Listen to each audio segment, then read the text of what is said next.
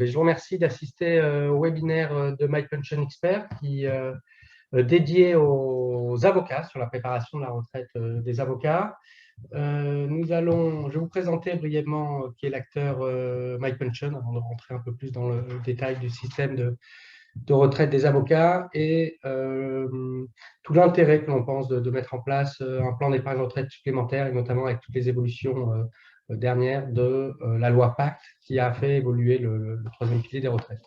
MyPension, c'est une société qui a été créée l'an dernier, qui est spécialisée dans l'épargne retraite supplémentaire. C'est un des rares acteurs qui s'est 100% spécialisé là-dedans et qui a comme particularité, en plus d'être spécialisé, d'être un acteur qui se présente comme courtier conseil indépendant au sens de la réglementation.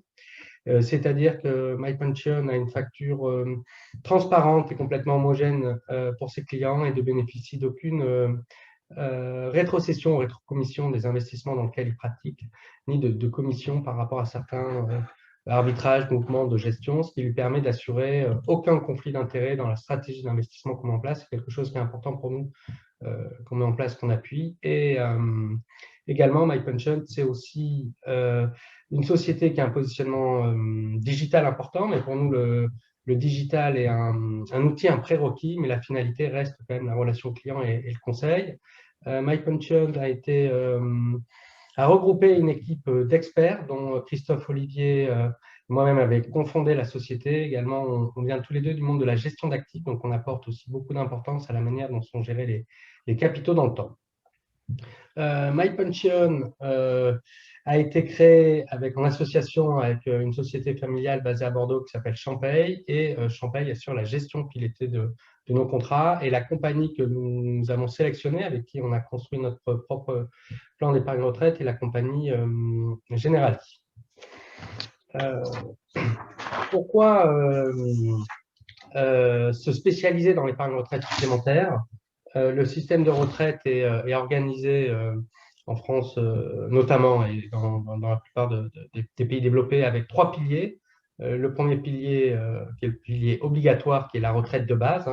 Notamment en France, on bénéficie l'ensemble des personnes et qui, pour les avocats, est géré par la CNBF. Et après, il y a une multitude de régimes complémentaires qu'on appelle le deuxième pilier. Donc, on sait la multitude et la complexité en France de ce système-là, et qui, pour les avocats, est toujours géré par la CNBF, qui est un de ces régimes spécifiques, mais on connaît la situation et les déséquilibres de ce système qui est mis en place après la Seconde Guerre mondiale, qui fait que ce régime va arriver dans la forme actuelle et au regard des enjeux, que ce soit démographique, espérance de vie ou nombre de cotisants, à ses limites et doit être fortement réformé, à ce qui fait que lorsqu'on sera à la retraite, le bénéfice que l'on aura avec le taux de remplacement sera de plus en plus faible. Donc, tout l'intérêt d'avoir une réflexion pour mettre en place une retraite supplémentaire par capitalisation, et qui était un des gros enjeux de la loi Pacte, c'est faire un véhicule d'épargne attractif pour les Français. Et donc, on va développer au sein de ce webinaire un peu tous les atouts, après que Christophe Olivier nous ait présenté notamment toutes les spécificités de la retraite des avocats. Alors, je ne vais pas vous apprendre la retraite des avocats, puisque avocat vous-même, vous en savez probablement plus que nous, mais juste la regarder un petit peu en comparaison par rapport à d'autres professions. Donc, vous avez 2 piliers comme partout, la retraite de base, la retraite complémentaire. Votre retraite de base qui est assise surtout sur une cotisation proportionnelle de 3,1% du revenu net, et qui donne droit à une retraite à taux plein qui est de 17 255 €. Là, il y a une grosse différence avec le régime des salariés du privé, puisque le régime de salariés du privé, ça n'est pas un montant fixe, mais un montant qui dépend du salaire moyen des 25 meilleures années, limité au plafond de la sécurité sociale. Donc, vous avez un système extrêmement redistributif, avec une cotisation qui est proportionnelle à votre revenu, et en revanche une prestation qui est fixe.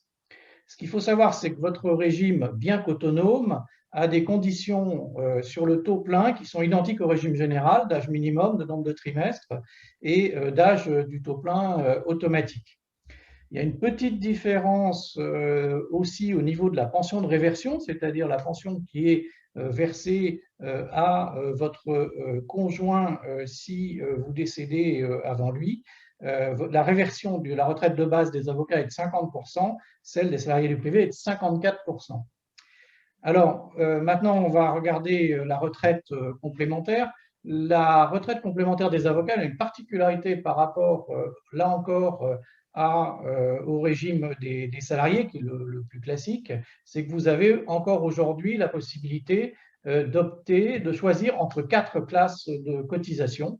C'est une faculté qui va disparaître normalement. L'unicité est programmée pour 2029 et l'unicité est programmée pour s'aligner plutôt sur la classe qui est la plus élevée, incitant ainsi les avocats à cotiser plus pour des retraites plus élevées, puisque dans la classe 1, qui est la moins chère, et elle offre aussi des prestations moins importantes. Et pourtant, 81% des avocats aujourd'hui choisissent la classe 1, c'est-à-dire celle qui offre des prestations relativement peu importantes.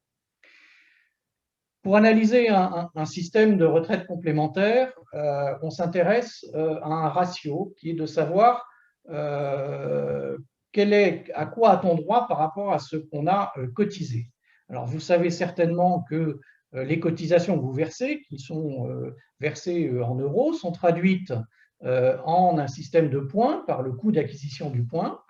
Et le jour de votre prise de retraite, votre point est remis en euros, en niveau de rente qui va vous être servi, et c'est la valeur de service. Donc, ce qui nous intéresse, c'est le ratio entre la valeur de service et le coût d'acquisition.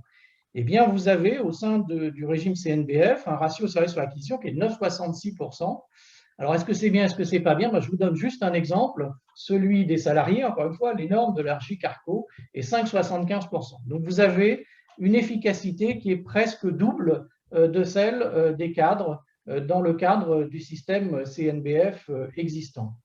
En revanche, attention, le système Agirc-Arrco a une particularité, c'est qu'il a un niveau de réversion de 100% sur la retraite complémentaire, qui, pour un cadre supérieur, est l'essentiel de la retraite, alors que vous n'avez en CNBF par défaut qu'une réversion de 60%.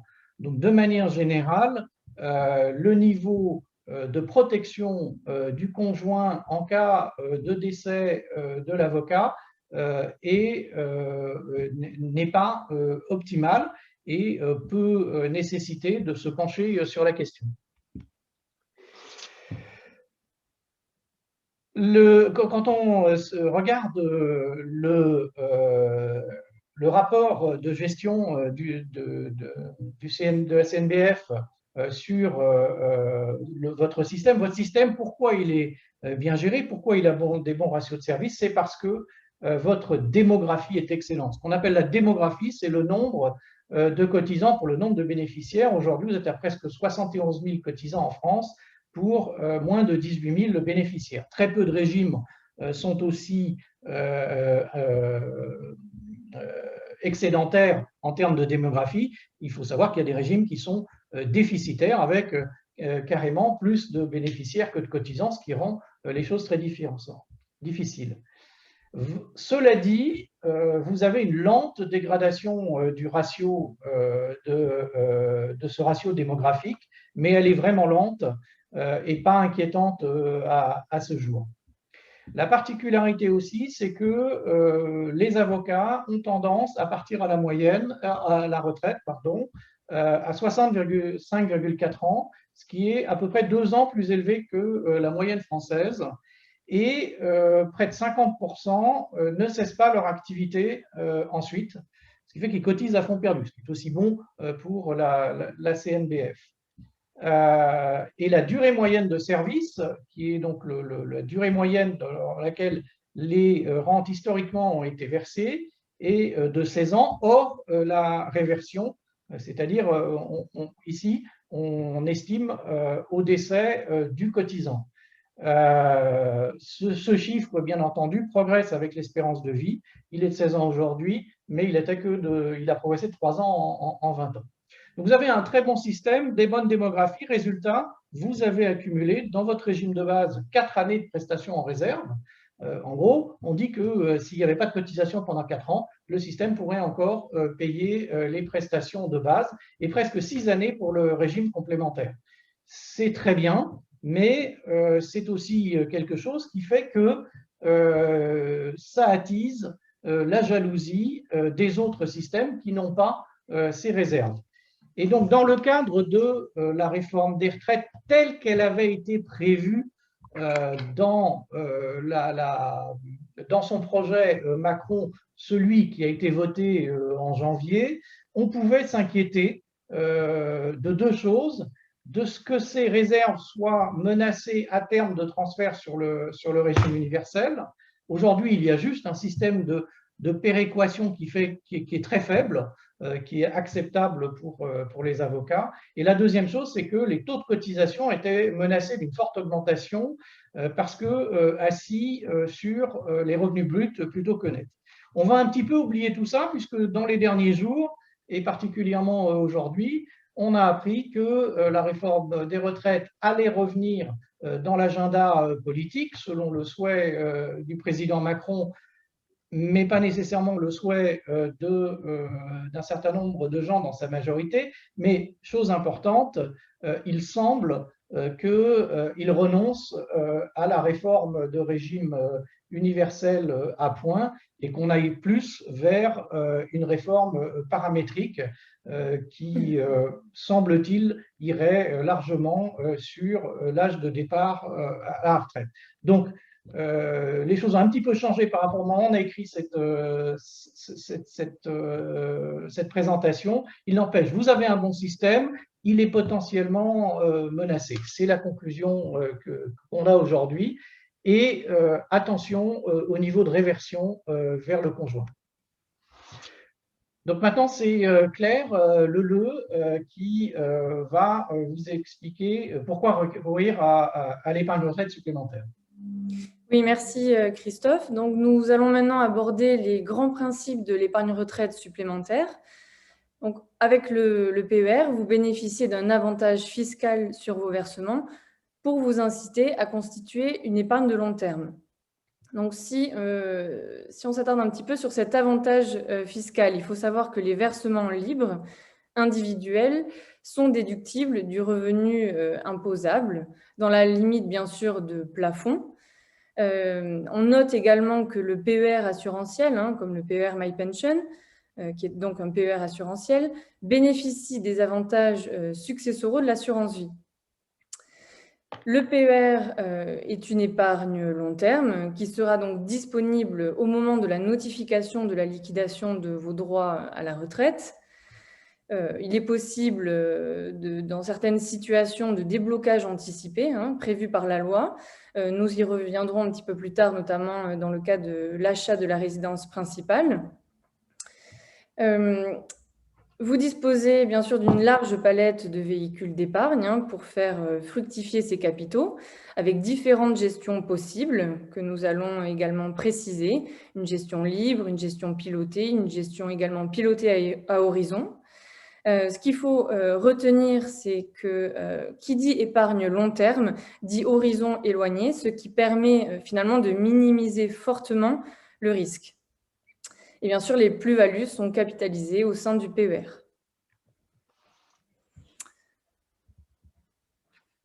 Donc maintenant, revenons sur les apports de la loi Pacte.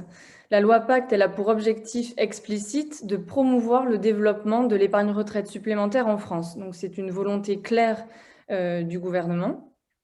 Elle est venue simplifier, et elle est venue elle a rendu quand même plus flexible cette épargne retraite.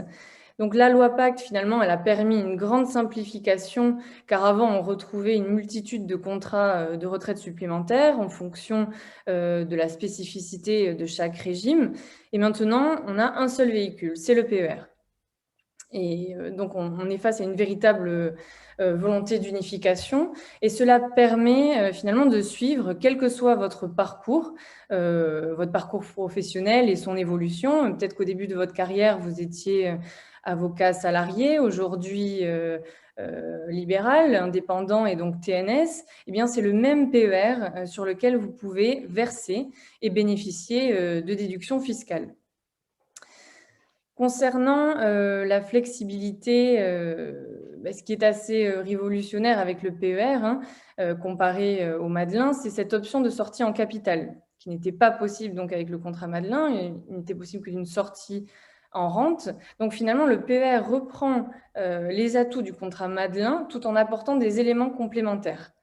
Comme je l'ai déjà dit également, une sortie anticipée. Ce qu'il faut retenir, c'est la sortie anticipée dans le cas de l'achat de la résidence principale et bien sûr une meilleure transférabilité des PER pour pouvoir finalement, excusez-moi, oui, pardon, pour pouvoir rassembler dans un PER unique tous ces... alors, oui, donc on arrive sur notre slide sur finalement le plan d'épargne retraite qui est un réceptacle unique et on différencie le PER individuel, le PER collectif et le PER obligatoire. Le législateur n'a pas vraiment donné de dénomination en fait précise. Du coup, on parle souvent de PERIN, de PERCOL ou de PERO.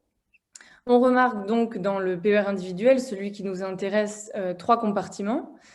Le compartiment 1 dans lequel on pourra faire des versements libres et transférer finalement les capitaux d'anciens contrats comme votre contrat Madelin, par exemple.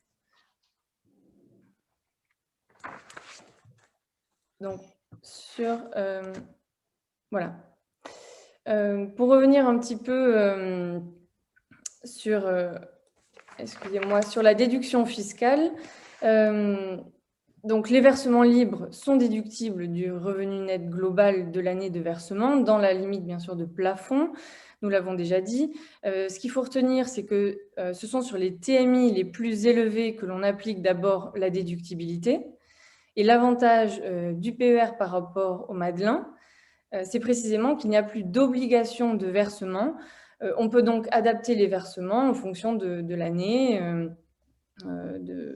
Donc, c'est ça quand même le grand avantage aussi. Concernant les plafonds, ils sont librement mutualisables au sein d'un couple, marié ou pacsé.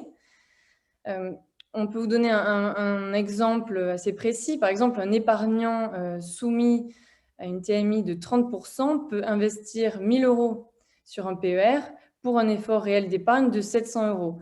Donc, on a une économie d'impôt ici sur le revenu de 300 €.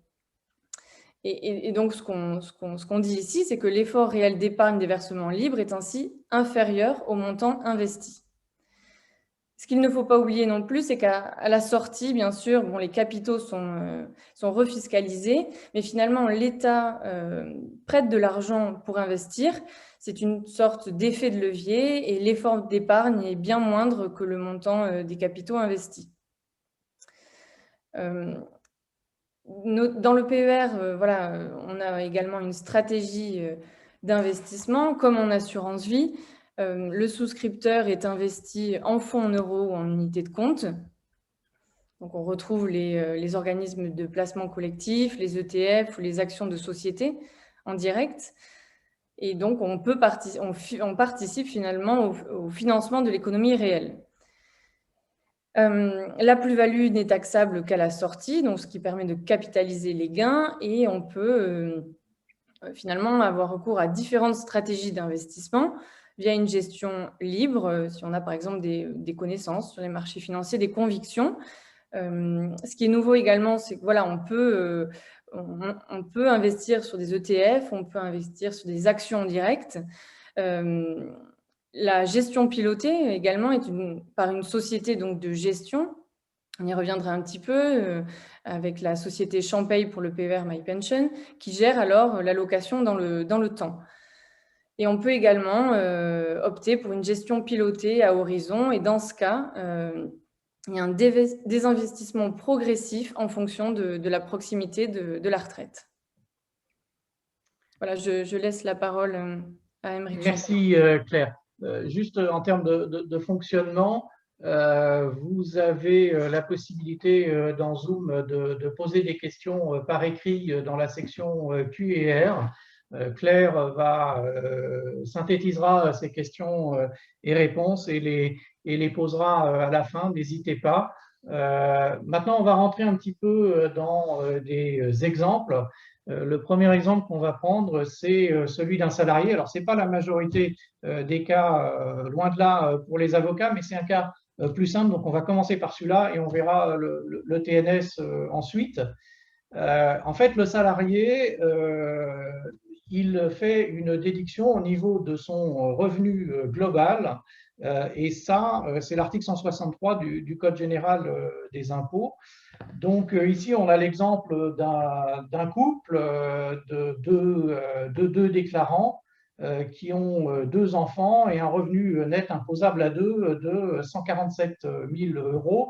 Ils n'ont jamais fait de plan d'épargne retraite. Ils constatent chaque année dans leur avis d'imposition qu'ils ont un bloc qui leur parle de plafond de l'année et des années antérieures. Eh bien, ça correspond bien à ce plafond qui est 10% des revenus de l'année N-1. Donc, en gros, s'ils ont eu des revenus assez stables, ils ont 14 000, c'est à peu près 10% des 140 000 sur l'année 2020, plus les 3 années antérieures. Et ils ont cette possibilité qu'on a dit d'avoir mutualisé dans le cas d'un couple marié qui fait sa déclaration en commun. Donc, ils ont un plafond de 56 000 €. S'ils ne font rien, s'ils ne versent rien, ils auront un impôt sans plan d'épargne retraite de 29 000 €. Leur tranche marginale d'imposition, celle sur laquelle sont imposés les derniers euros qu'ils reçoivent, est de 41% et leur taux moyen est de 20%. Il faut noter que, comme beaucoup de gens qui sont avec des revenus un peu élevés, bien qu'ils aient 2 enfants, en réalité, on fait un calcul sur deux parts et une déduction parce qu'il y a ce qu'on appelle le plafonnement du quotient familial. Donc, s'ils ne font rien, ils payent 29 000 € d'impôts. S'ils mettent 29 000 € sur un plan d'épargne retraite, pourquoi 29 000 ? Parce que c'est la première fois et parce qu'ils veulent bénéficier du plafond de l'année et d'un ancien plafond. Leur revenu de 147 000 va être diminué des 29 000, il est tombé à 118 000. Ils paieront un impôt de 20 000 € et ils vont tomber dans la tranche inférieure à 30%. Donc, ils n'auront plus d'imposition au niveau de 41%. Et donc, leur économie d'impôt sera de 8 700 €. Et donc, on en arrive au point qui est intéressant, c'est qu'ils ont finalement investi 29 000 € sur les marchés financiers via leur plan d'épargne retraite et leur effort réel d'épargne, corrigé de l'avantage fiscal qu'ils vont gagner, est de 20 227 €. C'est toute la magie de l'épargne retraite via un plan d'épargne retraite. Alors, on en arrive au cas des travailleurs non salariés qui généralement qui correspondent à une population beaucoup plus importante parmi les avocats. Et là, le cas se complique légèrement puisque les travailleurs non salariés ont le droit, comme les salariés, à l'article 163 et aux 10% de leur revenu global, mais ils ont par ailleurs une disposition qui leur est propre et qui correspond aux anciens contrats Madelin, qui est liée à l'article 154 du Code général des impôts, qui correspond non pas à une déduction du revenu global, mais à une déduction du revenu catégoriel, c'est-à-dire des revenus professionnels. Donc, si vous êtes libéral, que vous exercez sous forme de bénéfices non commerciaux, vous pouvez déduire un montant du bénéfice imposable que vous allez déclarer. Donc, c'est comme si ça se passe en gros au niveau de votre société. C'est une déduction du revenu catégoriel. Et cette déduction, elle est en réalité supérieure à celle autorisée pour les salariés, puisqu'en plus du 10% du bénéfice imposable qui est plafonné à 80% du PAS, vous avez un deuxième plafond qui est de 15% du bénéfice imposable entre 1 et 8 PAS. Qu'est-ce que ça veut dire pour notre exemple qui est ici? Ici, nous avons un exemple toujours d'une personne mariée, 2 enfants, et donc il y a des BNC à titre personnel de 140 000 euros, mais il y a d'autres revenus imposables du foyer par le conjoint. Ces 140 000 euros, si c'était un salarié, il n'ouvrirait un plafond que de 14 000 euros. Grâce aux 2 plafonds TNS spécifiques, ça ouvre un plafond supérieur qui est donc plutôt de 22 600. En revanche, la mécanique reste la même. Que l'on déduise d'un revenu catégoriel ou d'un revenu global, on déduit bien d'un revenu. Et donc, il s'agit bien, si on verse 22 500, de diminuer le revenu imposable de 22 500. Donc ici, dans notre cas particulier, l'imposition du foyer serait d'un peu plus de 50 000 euros s'il n'y avait pas versement sur un plan d'épargne retraite. En revanche, elle tombe à 41 000 s'il y a versement. Et donc, il y a une économie d'impôt de 9 225 euros. Et encore une fois, on a un investissement de 22 500 euros sur un père pour un effort d'épargne qui n'est que de 13 275 euros.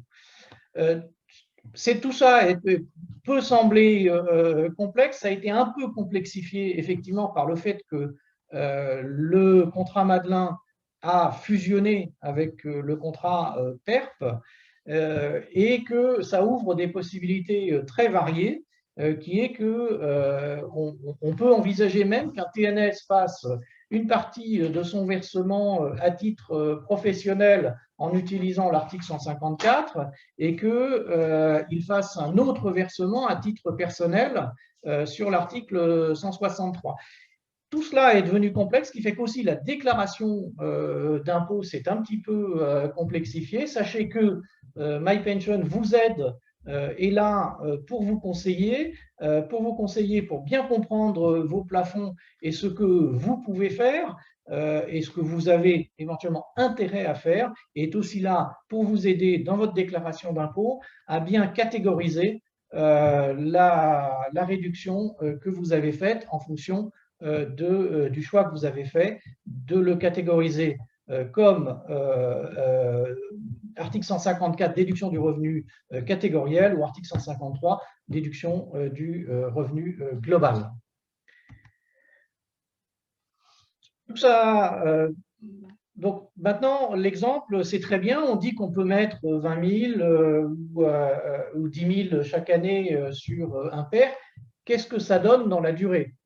Calculer le plafond pour une année, c'est une chose.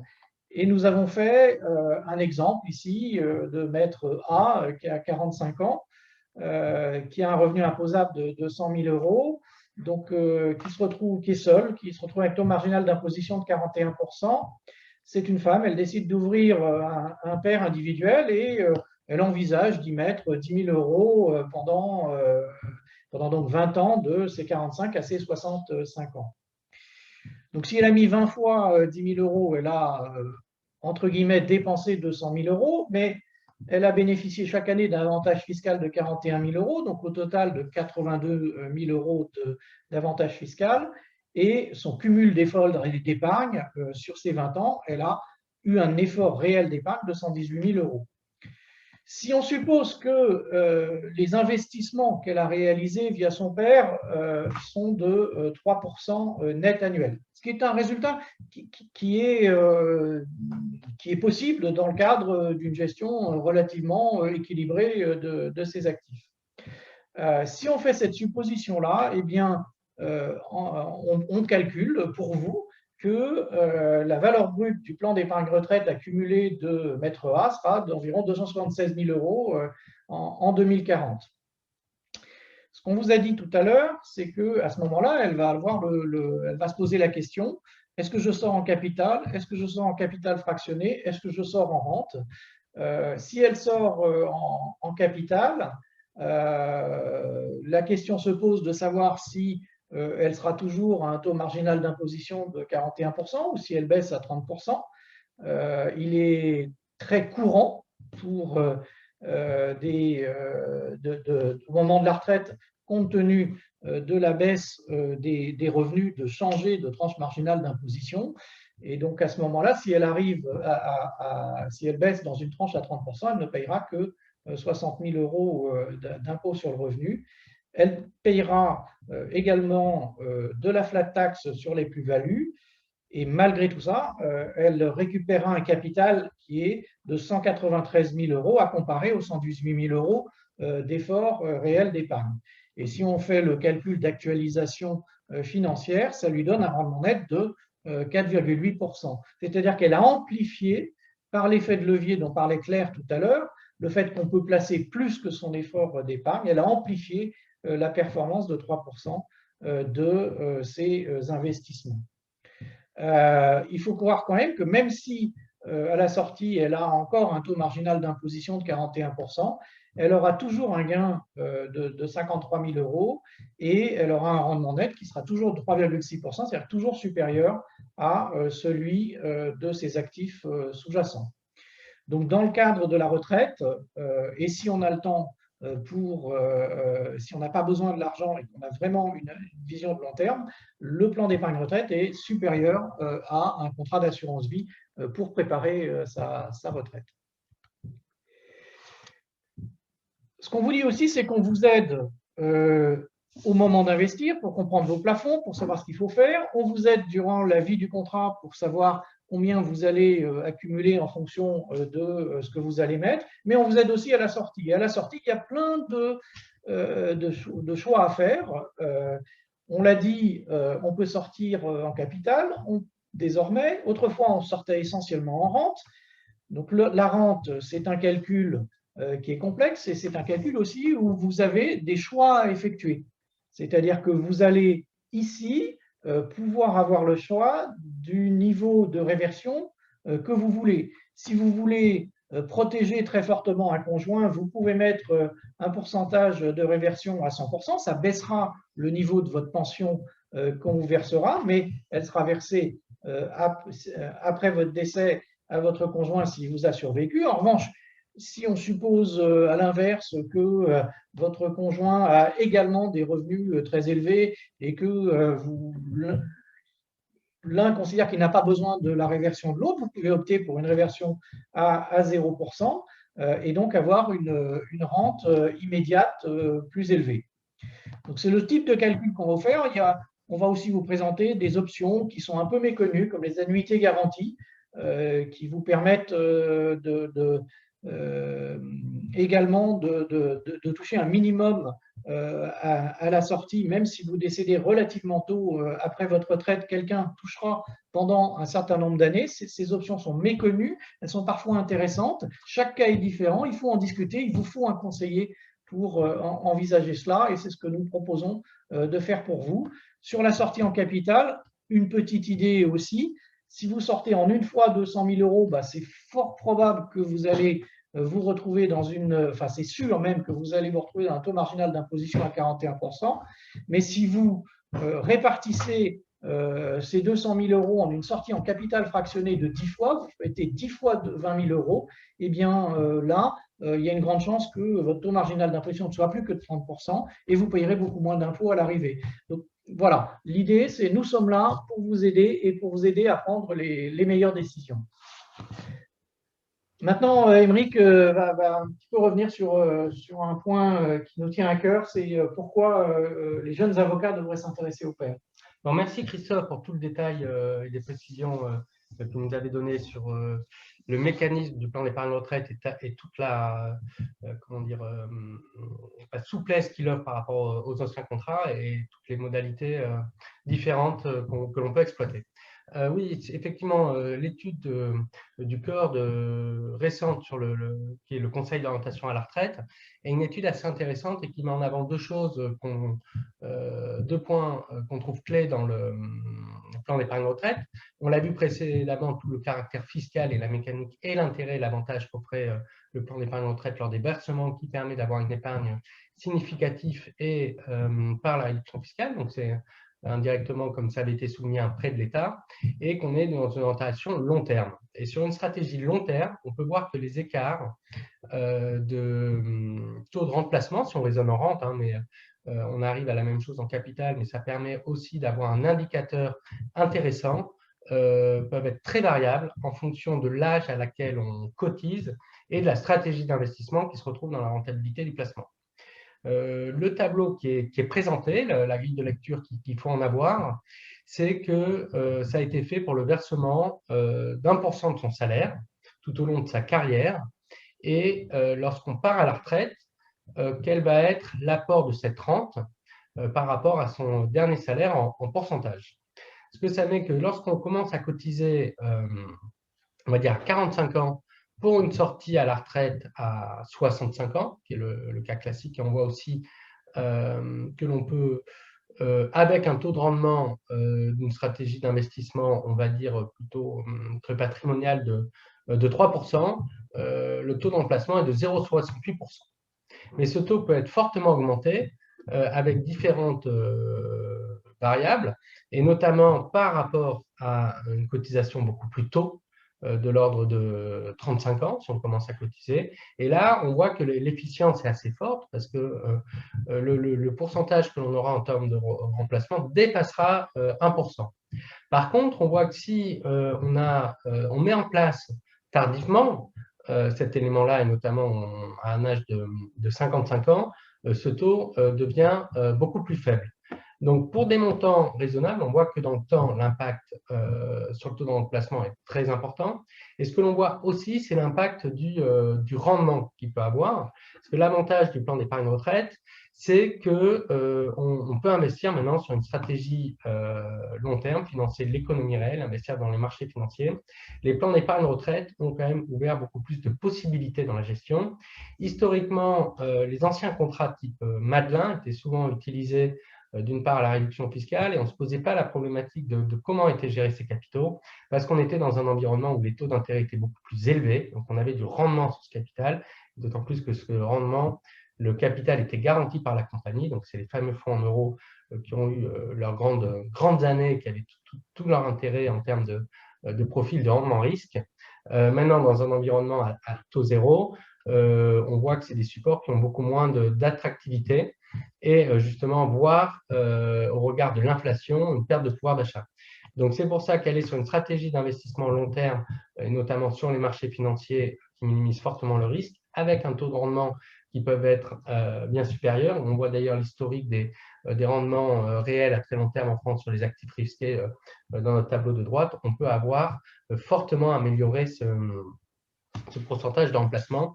Et si on prend le cas extrême entre une liquidation à 67 ans pour un cadre de 35 ans avec un rendement de 5% de ses capitaux, on a 1,77 par rapport à un rendement faible, donc ce qu'offrent les fonds en euros maintenant, avec une mise en place d'un plan d'épargne retraite tardif à 55 ans et pour un départ à la retraite à 0,3 ans, l'efficience est très faible et peu productive.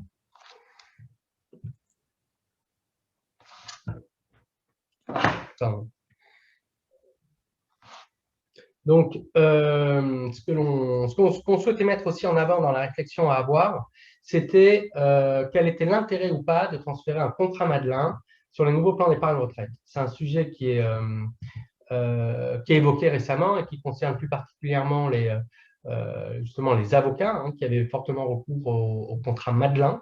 Ils peuvent se poser la question pour eux ou pas, est-ce que j'ai intérêt à garder mon contrat Madelin ou plutôt à le transférer sur les nouveaux plans d'épargne retraite. Alors, le transfert sur un nouveau plan d'épargne retraite apporte un certain nombre de possibilités, et notamment la capacité de récupération capital, et d'avoir toute une stratégie, comme ça avait été évoqué précédemment, sur le retrait du capital, qui fait qu'on peut le lisser dans le temps, on peut optimiser la fiscalité, là-dessus, donc se piloter aussi une rente sur certaines années. Donc, il y a cette souplesse-là, mais également d'avoir ce capital avec également des sorties anticipées. On a vu la résidence principale, ça peut également avoir un cadre de protection pour protection sociale et de prévoyance par rapport au cadre familial.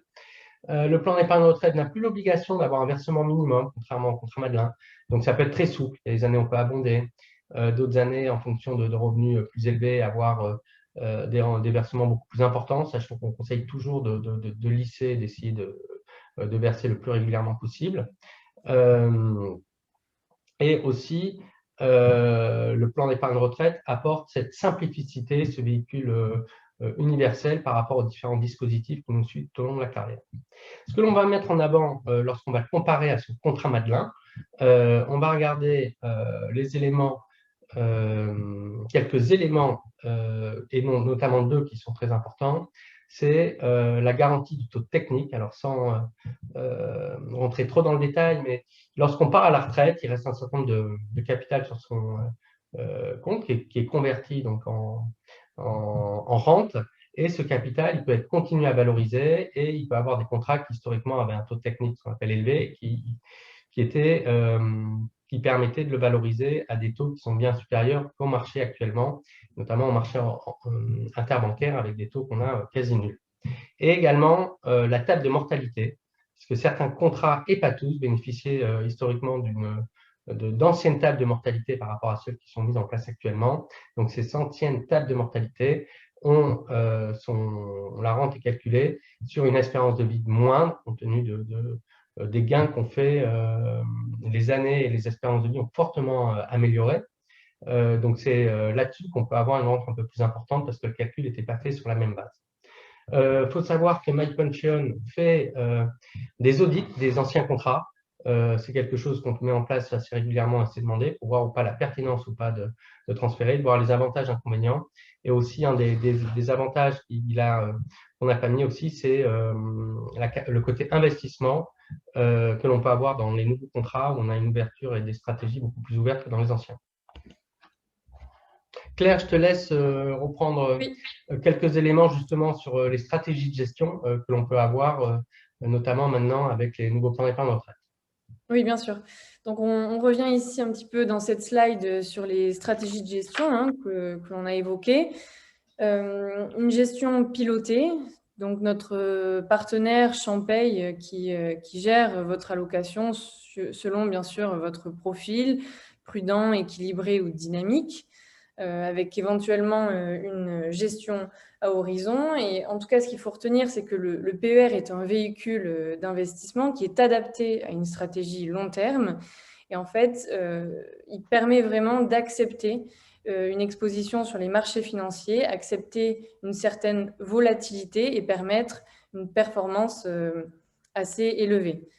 Et un des grands atouts donc qu'offre le PER, c'est la possibilité de mettre en place un mandat de gestion, à savoir donc une gestion pilotée.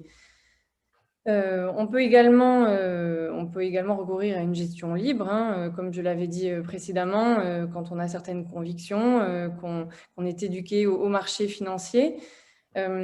MyPension a validé pour vous des fonds d'investissement. Ce qui est nouveau également, c'est la possibilité en gestion libre de pouvoir investir sur des ETF, sur des actions en direct. Voilà, MyPension publie également chaque mois une lettre d'information avec une synthèse qui vous aidera un petit peu à y voir plus clair sur les marchés financiers. Et on peut également modifier son mode de gestion en cours de vie. Voilà, concernant les points de la stratégie d'investissement en gestion pilotée ou en gestion libre. Merci Claire. Donc, on souhaitait vous apporter également des précisions sur notre mode de rémunération et le caractère assez innovant de la structure de frais du fonds du pair MyPension Expert. Comme j'évoquais en introduction, c'est le fait que le fonds MyPension Expert est investi dans ce qu'on appelle des parts de fonds d'investissement qui n'ont aucune rétrocession pour les intermédiaires financiers. C'est-à-dire que lorsqu'un particulier investit dans un fonds commun de placement, il va avoir des frais sur ses SOPCBN, les supports en unité de compte, qui en moyenne observés sur un panel est déjà de l'ordre de 1,80%. On peut avoir des fonds actions où c'est jusqu'à 2,4%, ou des fonds obligataires, on est à 0,6, 0,7. Et cette partie des frais de gestion est répartie entre le gestionnaire, qui gère potentiellement les capitaux, et le distributeur qui a la relation client avec qui la société de gestion reverse une partie de cette rémunération là-dessus. Et après, il peut avoir, nous avons les investissements nous avons les frais de gestion administratifs de la compagnie qui sont également répartis entre l'assureur et le distributeur. Ce qui fait que finalement, le client n'a pas réellement connaissance de l'ensemble des frais dans lesquels il investit et ce n'est pas toujours très transparent et souvent attiré par les frais de gestion administrative les plus faibles, mais derrière, il peut avoir des frais relativement importants. MyPension a voulu avoir une approche différente, justement avoir une totale transparence sur ces frais en disant au départ, dans les cadres des frais de gestion administrative, il y a une partie qui est pour l'assureur généraliste, une partie pour MyPension, et après on investit et les stratégies d'investissement sont faites dans une structure de frais où on ne bénéficie d'aucune rétrocession, ce qui nous permet d'avoir un conseil complètement indépendant sur les stratégies que l'on met en place et d'avoir une approche différente. On ne se retrouve pas sur la distribution, comment dire, on ne distribue pas des produits d'investissement, mais au contraire, c'est nous qui avons mis en place les différentes sélections de support, stratégies, on travaille là-dessus. Aussi, un des points importants sur notre transparence, sur notre tarification, c'est qu'on n'a aucun frais sur versement, ni aucun frais sur arbitrage, notamment lorsque c'est fait en ligne, mais ça peut être fait en ligne par l'intermédiaire de MyPension, ce qui permet de pouvoir changer de stratégie en fonction de la situation du client ou des marchés. Toutes ces modifications n'entraînent aucun frais, donc toujours dans l'intérêt du client. Et ça, c'est une assez grosse différence avec un grand nombre de contrats Madelin qui proposent des frais sur versement élevés.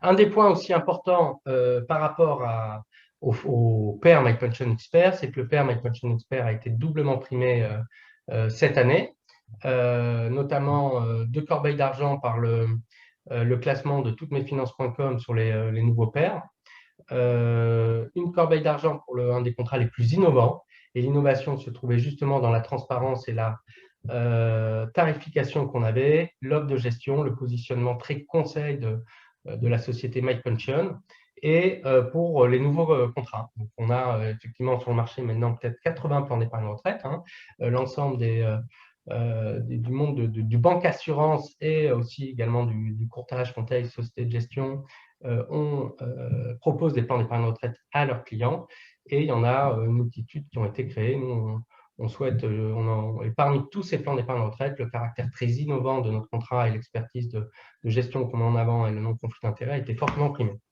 Donc, pour conclure ce webinaire, déjà, je vous remercie d'avoir pris le temps de votre patience sur cette présentation un petit peu dense et un petit peu longue.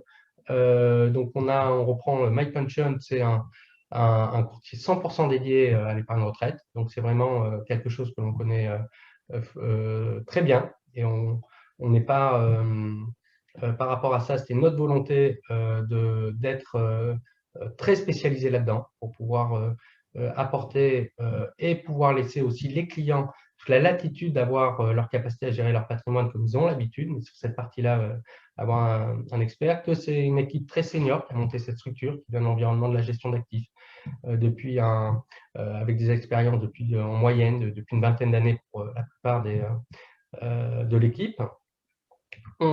Et on a mis en place, on a des partenaires très expérimentés, notamment une solution digitale qui est en amélioration quotidienne, qui va permettre d'offrir aux clients, en plus de la solution très avancée qu'on a actuellement avec Generali, hein, un des leaders de l'assurance en Europe, qui permet justement d'offrir tout ce parcours digital.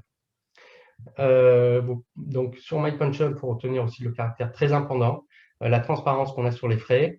Et au regard de cette présentation, c'est de également vous proposer, s'il y a des personnes qui sont intéressées, c'est qu'on peut proposer l'audit de certains contrats, faire des simulations ou pas de la pertinence pour vous d'investir là-dedans. Et il y a un certain nombre de points spécifiques que nous avons aussi développés, mais on souhaitait vraiment aujourd'hui reprendre un peu le cadre un peu dédié aux avocats sur ces problématiques-là, hein, qui est une profession qui a souvent utilisé des contrats de retraite supplémentaires et qui a également cette réflexion de voir comment ils font évoluer ou pas, s'ils intègrent au travers d'un pair, s'ils font transférer leur contrat Madelin. Mais je vous remercie de votre présence. Je sais qu'on a évoqué, Christophe a proposé à plusieurs reprises, s'il y avait quelques questions. Oui, nous en avons eu. Alors, Claire, est-ce que nous avons des questions? Oui, on a eu quelques questions, donc je vous les donne. La première, qu'est-ce qui vous différencie des offres concurrentes? Donc, c'est les points que j'ai développés un peu en conclusion. Notre grande différenciation, c'est le mode de tarification, le côté très expert que l'on a et le caractère indépendant des conseils qu'on donne. Donc ça, c'est vraiment la première différenciation qu'on va avoir par rapport aux autres concurrents. Et également d'avoir structuré nous-mêmes l'offre de gestion. Et que ce n'est pas une offre de gestion que l'on distribue, qui a été mise en place par des compagnies d'assurance. C'est nous qui avons sélectionné l'ensemble des supports d'investissement dans lesquels on investit. On fait des points réguliers avec ces gérants qu'on a. Et le panel qu'on a de fonds est volontairement concentré. Hein. On a 40-45 supports d'investissement, mais qui correspondent pour nous à des fonds qui sont adaptés à l'environnement de marché actuel dans lequel on est. Et cette liste est fortement évolutive. Donc, on a aussi une approche très, très dynamique de la gestion des capitaux. Une dernière question. Pouvez-vous comparer mon ancien Madelin avec votre PER MyPension? J'ai une table de mortalité garantie et des frais d'arrérage sur la rente. Bien sûr, donc pour répondre, et c'est ce qu'on évoquait, on effectue des audits. Après, et c'est là où justement l'analyse a tout son sens. Hein. Donc la table de mortalité garantie, il faut regarder laquelle c'est. Hein. Il y a la TBR 93 qui est une ancienne. Après, il y a eu à certains moments là, une table garantie qui était TGH 05. Voilà, TGH 05 qui était une garantie par rapport à l'espérance de vie des hommes. Maintenant, il faut savoir que la dernière table de mortalité est calée sur l'espérance de vie des femmes. C'est la même que ce soit pour les hommes ou pour les femmes. Et les frais d'arrérage, ce sont donc les versements sur la rente. Hein. La plupart de notre contrat, d'ailleurs, n'en a pas. Et la question à avoir, à s'appliquer, c'est de se dire qu'est-ce qu'on va comparer? On a un capital disponible maintenant. Il faut voir aussi le taux technique, comment il est placé au cours du temps sur cette période-là, quels sont les coûts de reversement par rapport justement à si on le retire en capital, comment on le réemploie, comment on structure notre système de revenus complémentaires, hein, c'est une volonté. Et ça va dépendre surtout, indépendamment de ce caractère-là, où il y a un certain nombre de parties aléatoires, c'est quelle est votre stratégie personnelle par rapport à ce capital. Et c'est là aussi tout le conseil de MyPension intervient. Donc, on est là pour échanger sur ces différentes options. Absolument, avec un conseil qui est, comme vous l'avez expliqué, on fait un audit gratuit de votre situation d'épargne retraite avec grand plaisir. Très bien. Je te laisse. Mais merci beaucoup d'avoir assisté à ce webinaire. Hein. On a merci à Claire et Christophe. Donc voilà, c'était une des points qu'on souhaite mettre en avant. Si vous avez aussi la possibilité de regarder un peu sur notre site internet, on publie régulièrement des newsletters et justement, on a fait des focus spécifiques dédiés sur les problématiques de calcul de la rente, quelle est la méthode, comment ça marche, sur toutes les modalités de déclaration d'impôt, sur l'intérêt ou pas de transférer sur un Madelin. Donc, ces newsletters, vous pouvez également les télécharger, ça peut vous faire des petites notes complémentaires lorsqu'il y a ces éléments techniques. On a réussi à tenir dans l'heure. Hein, voilà. S'il y a d'autres questions ou même si vous souhaitez intervenir directement, n'hésitez pas là-dessus. S'il y a des points que vous souhaitez avoir ou le garder de manière un peu plus personnelle, on est à votre disposition là-dessus. En tout cas, je vous remercie et je vous souhaite une excellente soirée. Merci. Merci à tous. Bonne soirée.